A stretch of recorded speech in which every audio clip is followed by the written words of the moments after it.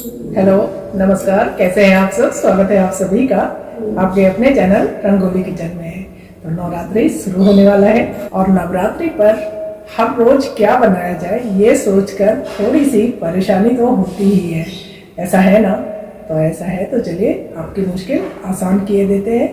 एक ऐसी रेसिपी लेकर आए हैं जिसको आप पूरे नवरात्रा 9 दिन बनाकर खा सकते हैं। बस एक दिन बनाइए और पूरे 9 दिन खाइए। बहुत ही मजेदार सी रेसिपी है, झटपट से बनकर तैयार हो जाता है। इसमें ना गैस जलाना है, ना ज्यादा मेहनत करनी है, फटाफट से बनकर तैयार हो जाता है। तो चलिए देखते हैं कैसे बनाना है इस खास और मजेदार सी रेसिपी को, जिसको आप नवरात्रि में पूरे 9 दिन मजे में खा सकते हैं। तो चलिए फटाफट बनाएं। तो भाई रेसिपी बनाने से पहले जरा अपने बाल को मैं ठीक कर लूं, क्योंकि बहुत सारे वीडियो में आप लोगों ने ये कहा है आप बालों को बांध कर रखिए, खाना में बाल चला जाएगा।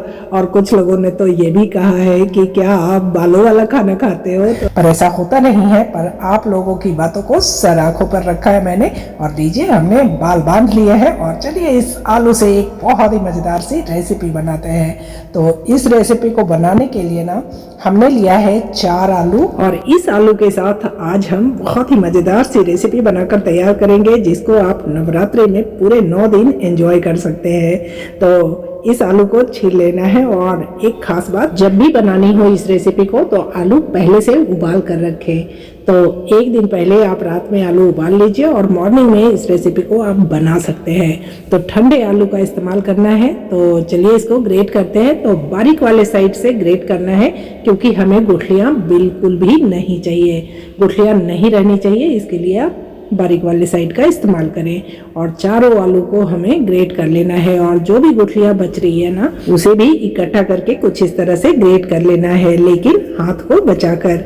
और लीजिए हमने सारे आलू को ग्रेट कर लिया है और गुठलियाँ बिल्कुल भी नहीं है इसमें। क्या हमारी रेसिपी आपको पसंद आती है? अगर हाँ तो कमेंट बॉक्स में जाइए और यस लिखिए। और अगर पसंद नहीं आती है तो कोई बात नहीं, आप नो भी लिख सकते हैं। आप यस और नो में अपना जवाब दे सकते हैं, मुझे बहुत ही ज़्यादा खुशी होगी।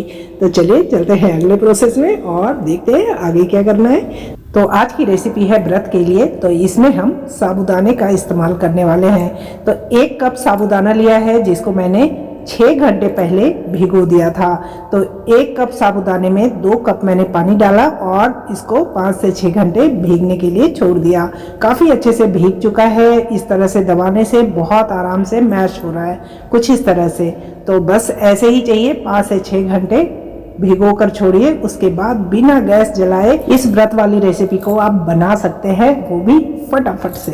तो चलिए ले लेते हैं एक बड़ा सा बोल और इसमें हम ट्रांसफ़र कर लेते हैं साबूदाने को। तो एक बड़े से बोल में साबूदाने को ट्रांसफ़र कर लिया ताकि मिक्स करने में आसानी हो। और अब यहाँ पर मैंने लिया है 1 कप धनिया की पत्ती, जिसको बारीक बारीक काट लेना है, जिसे हम डालेंगे साबूदाने के अंदर। तो धनिया के पत्ते से ना फ्लेवर तो आता ही है, साथ में देखने में भी बहुत अच्छा लगता है। तो बस बारीक बारीक काट लिया है। चलिए इसमें डालते हैं ग्रेट किया हुआ आलू और खूब सारा बारीक कटा हरा धनिया, और इन सबको बहुत अच्छे से मिक्स कर लेना है। ध्यान रखना है कि साबूदाना बहुत अच्छे से मैश हो जाए, और थोड़े थोड़े साबूदाने साबुत होने चाहिए और बाकी मैश हो जाने चाहिए। मैंने एक गलती कर दी है, आलू मैंने पहले डाल दिया। साबूदाने को आप पहले मिक्स करिएगा बहुत अच्छे से, उसके बाद इसमें आलू को मिक्स कीजिएगा, तब जाकर बहुत अच्छे से साबूदाना मैश हो पाएगा। तो मेहनत भी कम लगेगी और आसानी के साथ साबूदाना मैश हो जाएगा। हमने जो गलती करी है आप उस गलती को मत कीजिएगा। तो बस बहुत अच्छे से इसको हमने मिक्स कर दिया है। और अब यहाँ पर हम डालेंगे कुछ इसमें मसाले और नमक। तो चलिए सबसे पहले इसमें डालते हैं स्वाद अनुसार नमक। तो व्रत के लिए बना रहे हैं तो आप सेंधा नमक का इस्तेमाल कर सकते हैं, और स्वाद अनुसार नमक डाल दिया। अब यहाँ पर हम डालेंगे चिली फ्लेक। आप यहाँ पर काली मिर्च भी डाल सकते हैं, साबुत जीरा भी डाल सकते हैं, जो आपको पसंद है डाल लीजिएगा। तो आधा चम्मच मैंने डाला है चिली फ्लेक, और 1 चम्मच की मदद से इसको हम मिक्स करेंगे। तो यहाँ पर हाथ से मिक्स नहीं करना है, चम्मच का इस्तेमाल करना है, क्योंकि हमने मिर्च डाला है तो मिर्च हाथ में लग सकती है।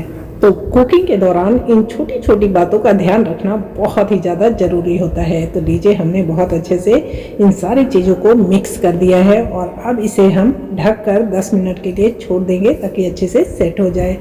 तो 10 मिनट हो चुका है और हमने लिया है एक इस तरह का पैकेट, जिसके अंदर हम इस मिक्सचर को भरेंगे और फिर हम बनाना शुरू करेंगे। तो चलिए सबसे पहले हम एक बार फिर से मिक्स कर लेते हैं और उसके बाद हम पैकेट में भरेंगे और बनाना शुरू करेंगे।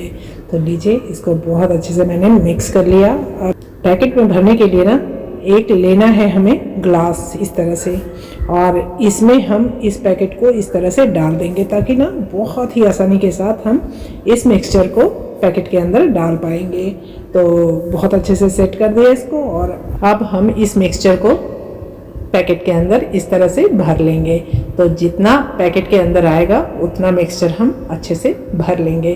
तो बस इससे ज़्यादा नहीं आएगा। तो चलिए इसको हम बंद कर लेते हैं अच्छे से एक रबर की मदद से, और इस तरह से फोल्ड करते हुए बहुत अच्छे से घुमाकर इसको बंद करना है ताकि मिक्सचर जो है बाहर ना निकले। तो बस रबर कुछ इस तरह से लगा देना है, और अब इसे हमें कट करना है इस कॉर्नर पे। तो इस तरह से हम कट लगाएंगे यहाँ पर कोने पर, और एक बार हम इस तरह से दबा कर देखते हैं तो काफ़ी पतला हमारा मिक्सचर निकल रहा है। तो थोड़ा सा कट और लगाएंगे ताकि थोड़ा मोटा चाहिए हमें। जितना मोटा हमारा जलेबी होता है ना, बस वैसे ही हमें चाहिए। तो ये परफेक्ट है। तो चलिए इस जलेबी को बनाते हैं धूप में। तो हमने सारी तैयारियां कर ली हैं, तो चलिए चलते हैं इसको बनाने की तरफ।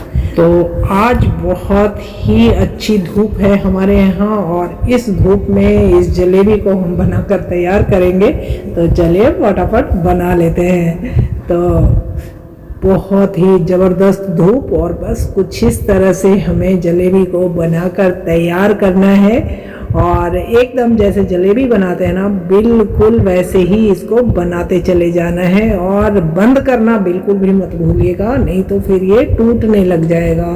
तो जैसे जलेबी बनाकर एक बार उसको बंद करते हैं ना, बिल्कुल वैसे ही करना है आपने, जैसा आप देख पा रहे हैं। और बस इसी तरह से सारी जलेबियों को बनाकर हम तैयार कर लेंगे। बहुत तेज़ धूप है और गर्मी भी बढ़ती जा रही है, तो थोड़ी मुश्किल तो है, पर खाने में बहुत ही मज़ेदार है। मेहनत लगता है, पर मेहनत का फल मीठा भी होता है। तो बस फटाफट से इस जलेबी को हम कुछ इस तरह से बनाकर तैयार करेंगे, और इसको सूखने में कम से कम पूरा दिन तो लग ही जाता है।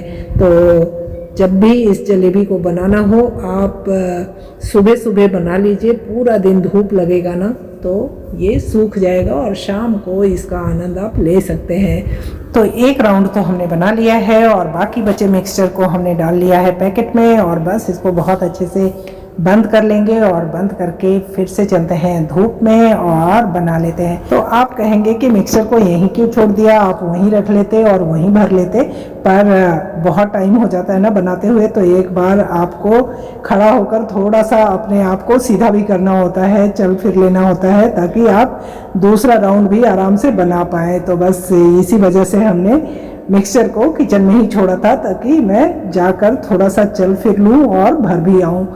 तो इस तरह से हमने सारी जलेबियों को बनाकर तैयार कर लिया, और पूरा दिन भर सुखाएंगे, और उसके बाद इसको चाय कॉफ़ी के साथ एंजॉय करेंगे। तो जब भी बनानी हो इस साबूदाने के पापड़ को, आप सुबह सुबह बनाएं, ताकि पूरा दिन इसमें धूप लग सके और अच्छे से सूख सके, ताकि शाम की चाय के साथ आप इसको एंजॉय कर सके। तो हमारा साबूदाने का पापड़ तो बनकर तैयार है, एकदम जलेबी जैसा। तो नमकीन जलेबी खाना हो तो कुछ इस तरह से साबूदाने के पापड़ को बना सकते हैं। तो पूरा दिन सूखने के बाद हमारा पापड़ कुछ इस तरह से बनकर तैयार हुआ है, और बहुत अच्छे से सूख चुका है। तो चलिए इसको फ्राई करते हैं। तो एकदम गर्मा गर्म तेल के अंदर इस पापड़ को डालना है और फ्राई कर लेना है, और साथ में बनाइए 1 कप चाय, और चाय के साथ इसका आनंद उठाइए। तो कैसा लगा वीडियो और कैसी लगी आज की ये खास रेसिपी, लिखकर जरूर बताइएगा। अच्छी लगी हो तो ज़्यादा से ज़्यादा लाइक दीजिएगा, शेयर कीजिएगा अपने दोस्तों और परिवार वालों के साथ, ताकि उन्हें भी मौका मिले इस तरह की खास और मज़ेदार रेसिपी को जानने का और बनाकर इसका आनंद उठाने का। तो बस इसी के साथ फिर मिलेंगे आपसे अगली वीडियो में एक और ऐसे ही मजेदार और खास रेसिपी के साथ। तब तक के लिए बाय बाय, नमस्ते, थैंक यू।